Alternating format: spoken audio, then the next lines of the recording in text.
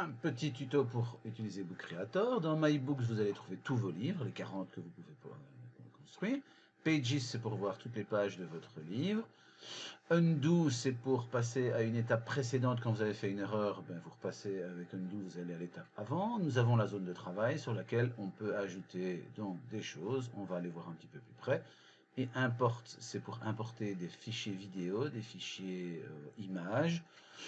Caméra, c'est pour utiliser sa webcam et donc directement se filmer. Allons donc voir dans Import ce qu'on peut importer. Alors, vous pouvez voir qu'on peut importer un fichier de son ordinateur, une séquence vidéo ou une image, qu'on peut aller chercher dans Google Images, des recherches d'images tout simplement. De sa caméra, c'est sa webcam. Comme vous voyez chez moi, ça ne veut pas fonctionner puisque j'ai bloqué ma webcam et donc l'ordinateur n'acceptera pas d'aller la chercher. Je peux utiliser aussi le pen, c'est-à-dire le marqueur. Ajouter des cadres de texte que je pourrais modifier, ou je pourrais aussi ajouter du fichier son que je vais enregistrer avec un casque et un micro. Là, si je vais montrer un cadre texte, eh bien voilà, je vais taper le titre de mon livre, de mon e-book. Je peux aussi le taper dans un autre programme et l'importer en faisant copier-coller. Voilà, créer un e-book avec Book Creator dans Chrome. J'appuie sur Done et il me l'affiche. Puis, si je vais sur la petite case Information, là, je vais pouvoir modifier la police de caractère, modifier le texte. Donc, je n'ai pas besoin de le sélectionner. Si je cadre dessus directement, vous voyez qu'en jouant avec la taille de la police de caractère, là sur le côté, je vais pouvoir l'agrandir. Je pourrais mettre aligné à gauche, à droite, centré, justifié. Gras italique souligné. Je peux aussi changer la police de caractère en cliquant dessus. Je choisis la police de caractère que je veux dans celles qui me sont proposées. Là, j'en ai choisi une. Je clique sur le petit onglet pour revenir sur le menu précédent. Je peux en changer sa couleur. J'ai un choix de couleur, mais si je ne veux pas une de ces couleurs, eh bien, je peux en choisir encore d'autres. Voilà, j'ai choisi de mettre en caractère gras et de l'aligner. Je peux changer la couleur du fond, du cadre, mais je peux aussi changer la couleur du fond de la page. Là, je m'amuse un petit peu, je choisis. Je vois que ça ne me convient pas. Je peux mettre ombré ou pas ombré, c'est-à-dire que les caractères ont une ombre portée, que je peux aussi modifier de l'endroit de lequel ça vient. Si ma couleur ne me convient pas, je fais des essais, d'accord, en fonction de ma police de caractère. Je peux aussi changer cette police de caractère, voilà, je la mets en rouge. Je vais rechanger mon fond, je vais choisir la couleur qui conviendra le mieux. Mais je peux aussi aller dans la palette qui m'offre toute la palette de couleurs. Et donc là, j'ai des millions de couleurs différentes possibles. Je la sélectionne. L'outil suivant sera de choisir, en fait, c'est comme si j'avais des transparents et que j'ai choisi lequel est premier, lequel est deuxième, lequel est troisième. Et donc je peux organiser cela pour que quelque part ça soit suffisamment lisible.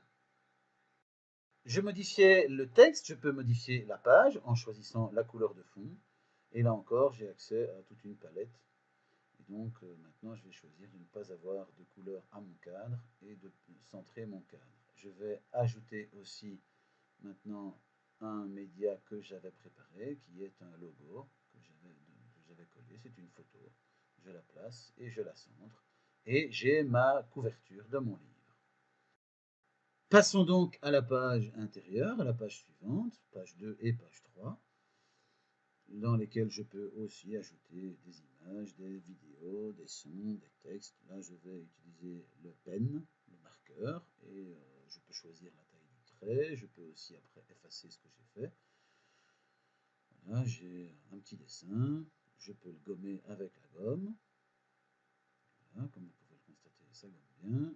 Et quand je l'ai fini, j'appuie sur Done. Donc ça me fait un cadre que je peux agrandir et réduire, que je peux tourner et placer où je veux sur mon texte. Là, c'est vraiment pour du dessin, si on est doué en dessin à la souris, bien entendu. Je vais donc ajouter du contenu à mes pages intérieures. Je choisis d'ajouter un texte.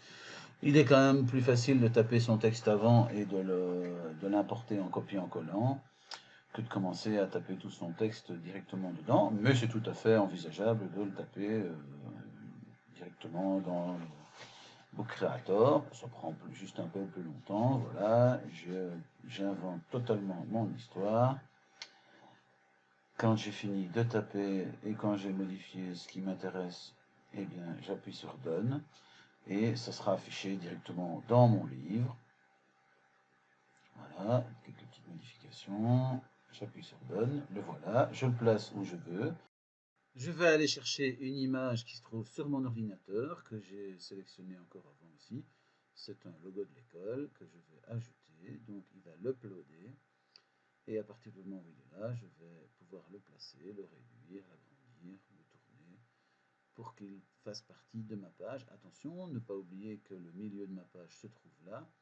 Donc c'est comme dans un livre, il ne faut pas que l'image soit entre les deux, ou bien ça c'est un désir que vous avez si c'est un dessin. Outre les choses que j'ai décidé d'ajouter, je peux ajouter des dessins qui sont ici présents. Je peux ajouter simplement, je peux modifier la page, si rien n'est sélectionné, je peux modifier le fond de la page. Et donc voilà, je choisis le fond de la page qui doit aller le mieux possible avec mes dessins. Mais comme d'habitude, je peux aussi aller chercher dans la palette de couleurs. Et dans la palette de couleurs, je choisis tout exactement la couleur qui me convient.